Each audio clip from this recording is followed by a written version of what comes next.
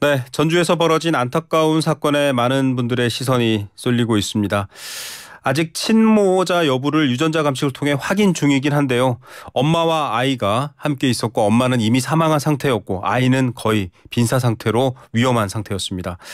병원 치료도 못 받았고요. 뭘 먹지도 못한 상황이었습니다. 어떤 문제가 있었던 건지 이 사건에서 저희가 놓친 부분은 없는지 한번 알아보도록 하겠습니다. 경기대 범죄심리학과 이수정 교수 연결해서 이야기 듣습니다. 교수님 안녕하세요. 네, 안녕하십니까. 네, 사건 자체가 워낙 충격적이어서 많은 국민들이 관심을 갖고 있는 것 같습니다. 이 아이에 대해서도 나이도 추정하지 못할 만큼 정보도 부족했고요. 엄마는 부패가 진행될 정도로 죽은 지 오래된 상태에서 발견이 됐거든요. 이 아동이 이런 상태인 걸 어떻게 봐야 될까요, 교수님? 글쎄 지금 이미 여러 번 문제점이 지적됐던 지금 출생신고가 되지 않은 아이들, 출생을 한 것은 틀림이 없는데 지금 제대로 이제 행정적인 절차가 진행이 안 된 애들이 지금 2,000명이 넘게 존재를 한다는 사실이 확인이 된 이후에 그 중에 그 아이들이 어떻게 됐을지 하는 거를 시사하게 만드는 지금 사건이 아닌가. 지금 추정컨대 한 1,000여 건 정도가 지금 수사로 넘겨졌다고 알려지고 있거든요. 그런데 지금 수사가 사실 진척이 크게 없습니다. 왜냐하면 아이를 확인할 수가 없기 때문에. 행정망에서는 찾아낼 수가 없는 거군요. 그렇죠. 그러다 보니까 지금 이렇게 해서 이제 아주 어떻게 보면 네트워크에서 사회안전망에서 완전히 괴리된 이런 케이스들이 그 1,000건 중에 몇 건이나 있을지 사실 이번 한 건만이 아닐 거다라는 사실을 추정하게 만드는 이런 사건이 아닌가 그런 생각이 듭니다. 네. 많은 분들이 사실은 그 신생아를 살해해서 친모가 살해해서 이제 냉장고에 보관했었던 사건을 기억하십니다. 임시 출생번호만 있고 출생신고가 되어 있지는 아이들을 그렇게 말 그대로 강력 범죄죠. 살인 사건이 있었던 건데 이렇게 많은 아이들 지금 2,000명 이상 되는 아이들이 이런 상태라고 하면 강력 사건에 대한 여부도 좀 염두에 둬야 되는 상황인가요? 교수님 어떻게 판단하십니까? 지금 이제 그 모친에 의하여 이제 살해된 아이들은 그 중에 그렇게 많은 걸로는 보이지가 않는 게 지금 경찰이 수사를 해서 뭐라도 그 증거를 확보한 사건들은 극소수에 불과하거든요. 지금 수사를 의뢰한 게 이제 1,000건인 거고 그 중에 일부는 인터넷상에 불법 입양을 보낸 사람들도 상당수가 존재하는 걸로 보이고 그러다 보니까 지금 직접적으로 모친이 이제 고의를 가지고 영아를 살해하는 경우는 생각보다 그리 많은 것 같지는 않아요. 그런데 지금처럼 이렇게 방치가 되어서 기록상은 추적이 안 되는데 지금 이번 사건도 모친과 동거를 한 거 아닙니까? 그런데 보호자가 제대로 아이가 필요한 여러 가지 보호를 제공하지 못하는 굉장히 모친도 열악한 상황이고 맞습니다. 이런 이제 사회적 안전망에서 완전히 지금 밖으로 쫓겨난 사람들이 그중에 몇 사람이나 있는지 그리고 그 사람들이 지금 현재 자녀와 함께 주민등록상에 추적이 안 되는 어떤 제3의 공간에서 지금 생존을 해 있는지 그런 것들은 현재로서는 정확히는 알 길이 없어요. 맞습니다. 그런데 이번 사건을 보면 아마도 가족이 없이 혼자 아이를 데리고 지금 이렇게 방치되어 있는 엄마들이 적은 숫자는 아닐 거다라는 사실을 추정하게 만드는 사건으로 보입니다. 이번 사건이. 보도된 걸로만 보면 이제 이혼한 지 한 8년 정도가 지났고 아이는 20개월로 일단 추정을 하고 있습니다. 그런 상황인데 교수님 이건 참 조심스러운 상황입니다. 엄마도 지금 이제 몸이 안 좋아서 동맥경화로 인해서 이제 병사했다 이렇게 지금 밝혀졌거든요. 그렇다고 하더라도 이렇게 스스로 생활할 수 없는 아이를 지금 일단 이렇게 두는 거는 이건 일종의 본 뜻은 저희가 알 수 없지만 학대 영역으로도 판단할 수 있나요? 어떻게 보십니까? 지금 아동복지법상의 학대는 틀림이 없어 보이고요. 물론 아이에게서 폭행의 흔적이 발견됐다는 그런 진술은 전혀 있지 아니합니다만 학대가 꼭 무슨 신체적 폭행만 학대가 아닙니다. 사실 아이들은 어린 시절에 5세 이전에는 굉장히 손이 많이 가잖아요. 그렇기 때문에 제때 먹이고 재우고 씻기고 이런 모든 서비스를 다 제공해야 되는 게 부모의 책무인데 그것을 다 하지 않으면은 그게 바로 방임이고 유기고 다 이제 학대가 되는 것이죠. 더군다나 네네. 지금 정서적으로도 안정적인 상태에서 아이가 성장하지 못했을 게 너무 뻔한 일이기 때문에 네. 그러면 뭐 지금 방임과 정서적 학대 나아가서는 뭐 일부 신체적 학대도 있을 개연성도 없지는 않아서 네. 그것이 뭐 학대다. 그러면 학대를 받는 아동이 있다면 사실은 수사기관에 신고를 하고 수사기관에서 사건화를 해야 되는데 그러면 지금 이 건의 경우에는 네. 아이가 있다는 사실을 지자체에서 정말 알 수가 없었을까? 그게 네. 이제 사실 궁금증을 유발하는 대목입니다. 사진을 보면은 이제 현관문 앞에 그 빌라의 현관문 앞에 기저귀가 놓여 있는 박스가 놓여 있는 것도 저도 봤는데요. 그렇습니다. 네. 지금 이게 이제 뒤에 저희가 사실 여쭤보려고 했습니다만 아동학대는 지금 굉장히 엄격하게 처벌하기로 이제 칠곡 소원이 사건 이후로 엄격하게 처벌하기로 네. 해서 의심만 있어도 신고하도록 되어 있잖아요. 주변에서 그렇습니다. 아이가 우는데 네. 산책도 안 시키고 어린이집도 안 보내는 것 같고. 제대로 먹이는지 모르겠다 그러면 사실 이웃이든 누구든 의심만으로 신고할 수 있는데. 신고를 해야 되는 거죠. 네네. 네. 그러니까 이제 신고를 해야 되고 만약에 뭐 기초생활수급자면 지자체에서 관리를 해야 되는 대상인데 네. 어른만 관리하는 게 아니라 만약에 아이가 있다면 아이에 대한 복지 서비스도 제공이 돼야 되는 건데 네네. 지금 그런 것들이 행정적으로 그럼 전혀 알 수가 없는 상태였을까 하고 네. 생각해 보면 지금 말씀하신 대로 그렇지 아니하잖아요. 징후가 나타나니까요. 뭐 보험료를 못 내거나 세금을 못 내거나. 네. 그렇습니다. 그렇기 때문에 지금 이 사건이 왜 발생했는지를 우리가 좀 더 눈여겨 보면 네. 지금 혹시라도 이런 안전망에서 이제 빠져나간 사람들을 추적하는 데에 지금에라도 상당히 도움이 되는 뭐 그 근거를 찾을 수 있을 거다 이런 생각이 들고요. 네. 지금 이제 아까도 말씀하신 대로 이웃은 지금 그런 내용 아마도 공동주택이었던 것 같으니까 네. 다 보고 다녔을 겁니다. 그럼요. 그러면 아마도 학대로 신고를 왜 하지 않게 됐는지 이런 것들을 국민들에게 알려줌으로 해서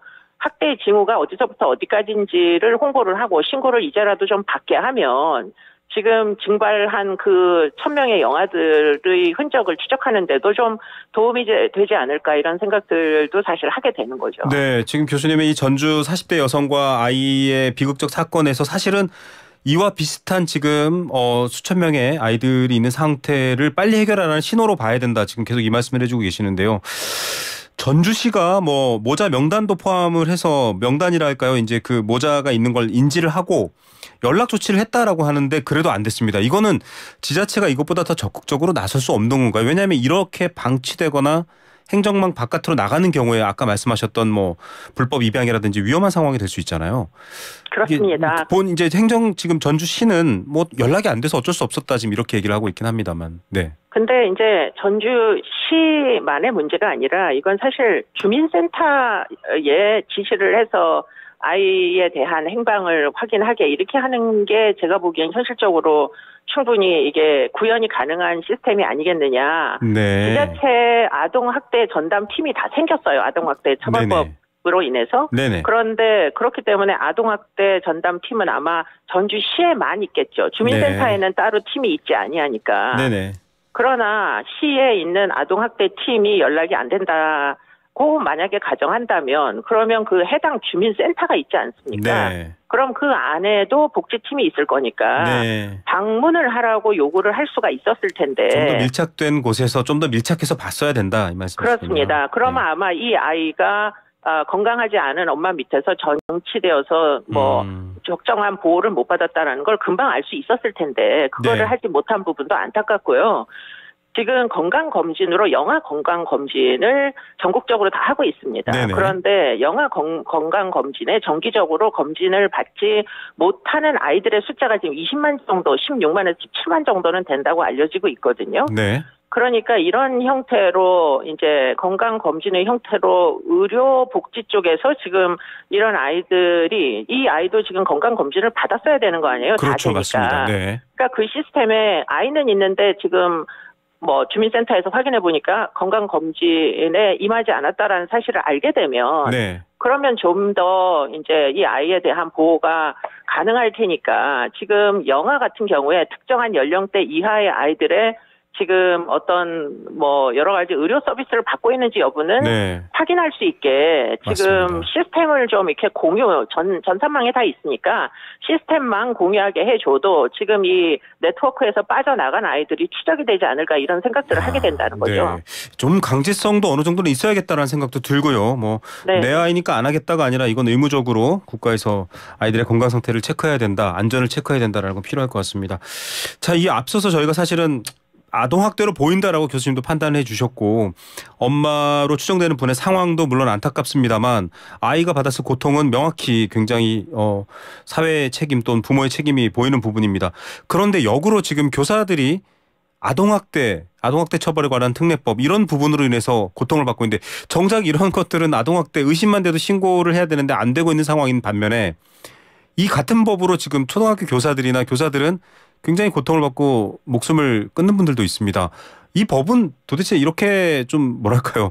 이 상황에 맞지 않게 좀 파악되는 부분도 있다 이런 평가도 있습니다. 어떻게 보십니까, 교수님? 네, 뭐 어떻게 보면은 이게 이제 아동 학대라는 게 원래 70% 이상이 함께 사는 부모에 의해서 일어나거든요. 아, 통계적으로요? 네. 그런데 이제 부모에 의해서 일어나는 학대는 은폐가 되고 지금처럼. 네. 문제는 남이 우리 아이한테 조금이라도 섭섭하게 하면 그걸 아동학대로다가 부모가 마구 신고하는 이런 일들이 지금 벌어지고 있어서 지금 이 아동학대의 신고 이후에 사건화하는 절차를 좀 더 눈여겨봐야 되지 않을까 이런 생각들을 사실 갖게 됩니다. 일종의 신고의 시스템이 약간 남용되는 듯한 이런 측면이 있거든요. 더군다나 아동학대 사건 범죄인데 형사사법기관에다가 신고를 하는 게 당연한데 지금 문제는 지금 선생님들의 문제는 이거를 형사사법기관에 의뢰를 하는 게 아니라 학교 안에서 교육청 단위에서 전부 다 수사까지 하게 되는 이런 시스템이 되어 있습니다. 네, 일단은 바로 등록이 되고 수사 절차로 게시되는 그런 것들을 학부모들이 좀 공유한다 이런 것도 있더라고요. 커뮤니티에서 아동학대를 어떻게 활용하는지 이런 것들이 공유된다고도 합니다.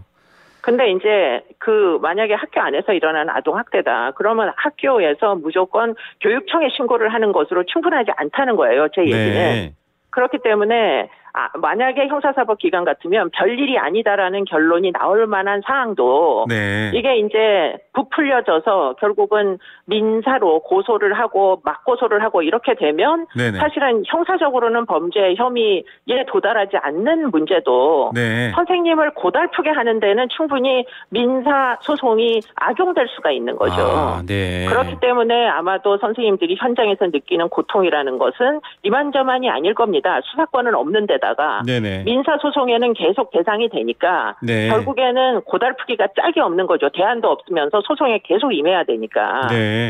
그러니까 아동학대는 일단 기본적으로 이건 범죄고 형사적으로 신고를 하고 처리하는 절차를 가동을 해야 되는 거고요. 그게 가정 내에서뿐만 아니라 학교 안에서도 똑같은 기준이 적용돼야 되는 겁니다. 학교 현장에서 일어나는 사건은 교육청에 신고를 하라고 하고 교장 선생님한테 신고를 하라고 그러고 경찰에는 신고를 하지 않는 이런 문제가 계속되는 동안은 지금 선생님들이 그 중간에서 아무런 권한도 없이 수사권도 없이 휴대폰 한 번을 볼 수가 없기 때문에 사실은 진실을 입증하는 위치에 있지 아니한데 책임은 져야 되는 이런 문제가 계속 될 거라는 거죠. 어떤 법적인 모든 법은 다 방어권을 보장하고 있는데 그런 부분조차도 지금 불가능한 상황에 놓여 있다라는 지적도 해주셨고요. 그렇습니다. 아동복지법은 사실은 많은 분들은 조금 과도하다 싶어도 괜찮아. 아동들은 그렇게 좀 촘촘하게 보호해야 해라고 하는데 지금 말씀하셨던 것처럼 가정의 사례와 현재 대한민국 학교에서 악용되는 사례가 다릅니다. 이거 좀 법을 바꾸거나 이 아동학대와 관련된 여러 사건들을 분석하신 전문가시잖아요. 좀 미리 어떤 가이드라인으로 필터링을 할 수 있는 그런 대책은 없을까요, 교수님? 근데 이제 부모가 학대하는 거는 그거는 빨리빨리 사건화를 하는 수밖에 없고 전 국민이 신고의 의무자가 될 수밖에 없는 그런 측면이 있는 거고요. 그리고는 이제 학교에서 일어나는 것은 과도하게 우리 아이만 지금 잘 봐달라는 이런 목적으로 학대로 신고를 하겠다고 위협을 하는 거지 않겠습니까? 네네. 결국에는 교육청에다 쓸데없는 신고를 하면서 남용이 될 수 있는 거죠. 그렇습니다. 사건화도 하지 않으면서 결국은 경찰에다 신고도 못하면서 그런 것들은 면책권을 주는 수밖에는 저는 없다고 생각을 해요. 필요하다. 네. 근데 이제 그런 부분은 책임을 면하는 조항 같은 건 지금 현재 아동학대 복지법에도 처벌법에도 없습니다. 네. 그렇기 때문에 현재까지 우리나라에서는 결국 아동 인권만 강조되던 측면이 있어서 법들이 굉장히 엄벌주의적으로 지금 구성이 네. 돼 있다 보니까 필요 이상으로 좀 악용되는 측면들도 있는 것이죠. 예. 그래서 이런 부분에 대해서 교육부에서는 지금 절차적으로 너무 남용되기 쉬운 이런 절차를 대폭 개선을 하고 네네. 선생님들에게는 형사사법기관의 조력을 받도록 만약에 뭔가 문제가 있으면 경찰에다 신고를 하는 걸 꺼리지 않아야 되는 거죠. 네. 그런데 선생님이 나서 아이들을 신고할 수는 없고 이렇게 되면 그게 사실은 더군다나 이제 방어막이 알겠습니다. 없는 선생님들 네. 입장에서는 힘이 드시게 되는 겁니다. 네. 자, 아동학대 여러분 의심만으로도 신고할 수 있기 때문에 사실 무고죄를 묻지 못하는 것도 특징인데요. 가정이나 이웃들 고통받는 아이들이 보인다면 이건 좀 여러분 적극적으로 관심 가져주시고 학교에서 벌어지는 이런 문제들은 개선점을 찾아야 될 것 같습니다. 교수님 오늘 말씀 감사드립니다. 고맙습니다. 네. 지금까지 이수정 교수였습니다.